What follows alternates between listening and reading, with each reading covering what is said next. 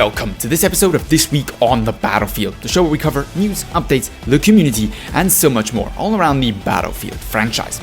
In this episode then, we have the next upcoming weapons supposedly to be introduced to the game, some smaller news snippets to cover, plenty around combined arms and the visibility updates that we got this week, and of course, some brilliant only in Battlefield moments for you guys to enjoy.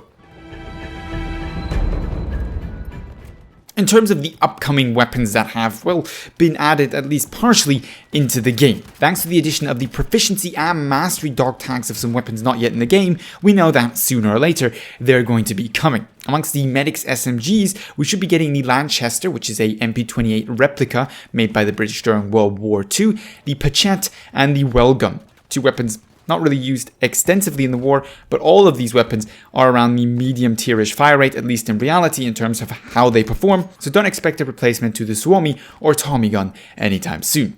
In terms of the support class, we should be getting the Madsen MG, a weapon that we already had in Battlefield 1, and probably the most interesting of the weapons that we're going to be talking about today, to me personally. And lastly, for the scout class, the M1917 Enfield. No additions, at least as far as this information concerns, for the assault class just yet. In terms of smaller snippets then, we should be in the near future getting more dev talks and Twitter takeovers. Now that Ben Walker, the new community manager for Battlefield 5, is responsible and he sits in Stockholm, DICE is going to be able to easier communicate and coordinate such things with the team, and thus plans to reintroduce these features, forms of communication with the community, coming soon. We've also got some information on when the next roadmap for Battlefield 5 will be coming. Just before the Firestorm launch in March, we should not only be getting a full overview of what to expect in Chapter 3, that being the one that includes Firestorm, but also Chapter 4, which is the chapter after that. In the coming week, we're going to be seeing some discussion around the coming Battle of Hanut Grand Operations, which is launching in the near future, as well as community feedback on assignments and missions. DICE is going to be trying to get some improvement ideas for those areas, not that there is a lacking number of possible improvements they could do. Lastly then, in terms of these small snippets of news, we've got the reintroductions of the DICE Friends Nominations Initiative coming next week. So if you've got a favorite content creator, community leader, someone who organizes some fantastic community events, make sure you nominate those for the DICE Friends Award next week.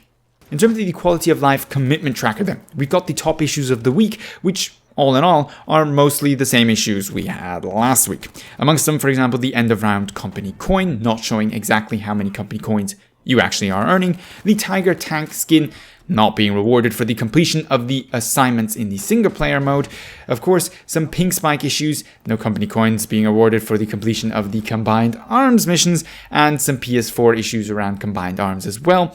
The only so far confirmed bug that will be fixed in the next patch, expected of course not next week, but the week after that, is the Parrot camera, where supposedly there was some flickering issues going on. The Parrot camera, for those who don't know, is the one that you get when you're observing your squad mates and choosing whether or not to spawn on them. In terms of the last update then, and the last bit of news that we have to cover, of course we got combined arms this week with 4 maps and 8 missions, but we also got, to everybody's surprise, because it wasn't previously announced in the leaked patch notes, a visibility update. A relatively small one, but, according to most people in the community, at least a noticeable one. Speaking of that community then, of course, it's all about combined arms this week, and whether or not it really, well, lived up to its expectations. I'd just like to remind everybody what DICE actually did promise when it came to combined arms around the launch time of Battlefield 5. It was supposed to allow players to go behind enemy lines and live out their paratrooper fantasies.